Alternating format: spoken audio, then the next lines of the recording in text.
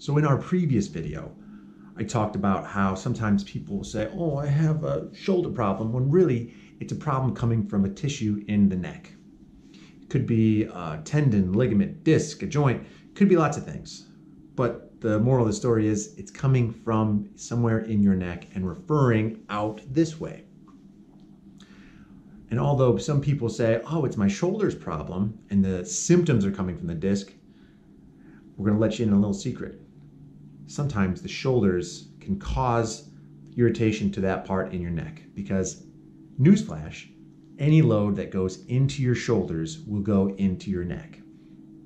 So if your shoulders aren't healthy, your neck is going to bear the brunt of that. If you don't have healthy enough shoulders, you're going to feel those neck symptoms. Or it could just be a neck problem, which leaves us with a question. How the hell do we know which is which? Is the shoulder causing my neck problem? Is the neck causing my neck problem, causing my shoulder symptoms? I don't know. One way to figure that out is to measure.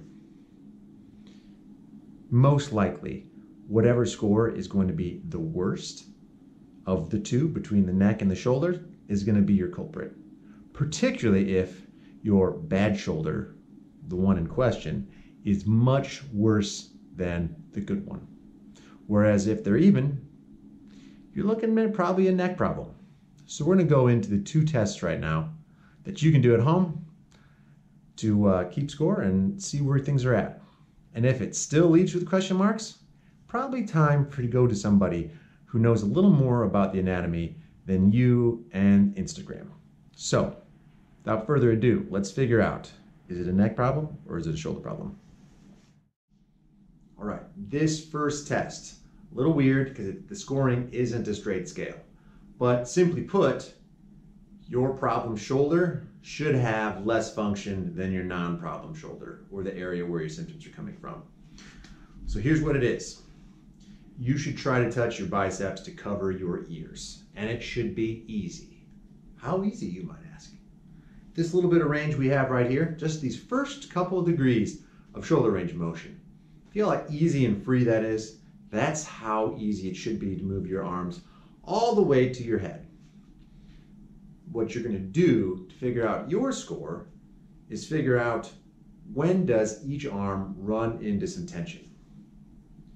So what you should be able to do is touch here. It doesn't matter which arm is going in front, but the whole thing should be easy. You should do it without engaging here. So if you're here and like, look what I can do, you're kidding yourself.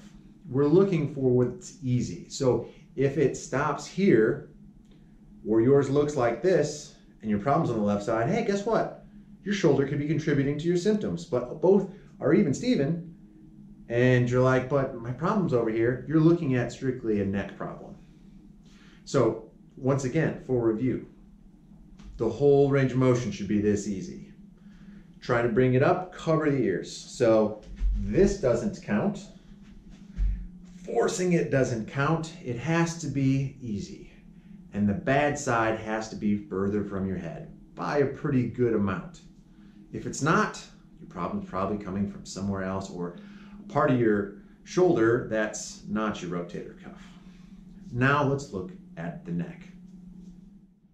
So here I am in my office, which is not a setting most of you are going to be in, and we're going to measure some neck function, or we're going to pretend to measure some neck function.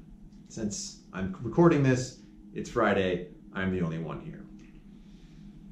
I use these awesome looking glasses because as we measure things, or at least for me clinically, you might not need them, but I need them because I need to know exactly how many degrees of improvement I am yielding my patients over time.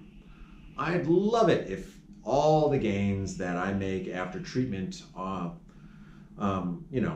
have all kinds of gains, but unless they stay days, weeks, months later, I'm not doing my job. So here's what you're going to do. You should be able to stand with your back. Then we're going to keep this very simple.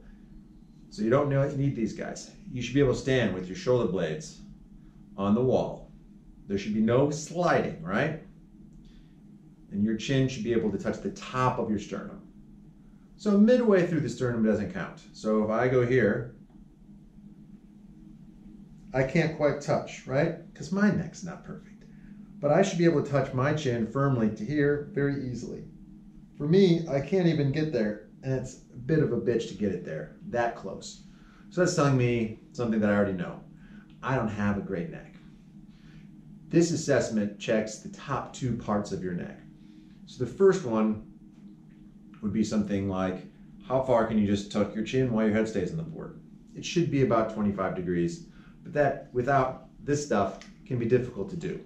So what we're going to do is just skip a step. Should you be able to bring your chin down to your sternum and there should be minimal tension, you're doing all right. And then finally, you should be able to keep your chin there. Shoulder blades can slide up the wall, but you should have your face essentially parallel to the floor. If you're not there, there's likely some stuff, mostly these muscles back here that are supporting your head when you have crappy head posture. They're loaded up with some adhesion and they're not allowing that stretch to occur. So if you don't have this range of motion, it's either going to be due to adhesion or some sort of, say, global inflammatory response. Could you be stressed? Sure. Could you have a really shitty diet and that's leading to some limitation? Yes. Or maybe you have an acute disc injury where you're like, I'm stuck like this, I can't turn my head, and this just happened yesterday.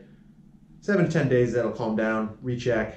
But ultimately, most of the time, if you're not in an acute state of injury or pain, and this is something that's been going on a while, you should be able to bring that chin to here pretty easy, and you should be able to bring your face to essentially parallel to the floor, once again, with minimal tension. So that would be 90 degrees of range of motion. 90 is A, 80 is B. If you're anything less than, say, 65, 70%, it might be time to get that checked out. Whichever of these scores is going to be worse, that's what you look at. And if they're close, maybe you should go to the doctor that's going to have to end up fixing you anyways and really get a full answer. All right. Well, thanks for learning. Have a nice day.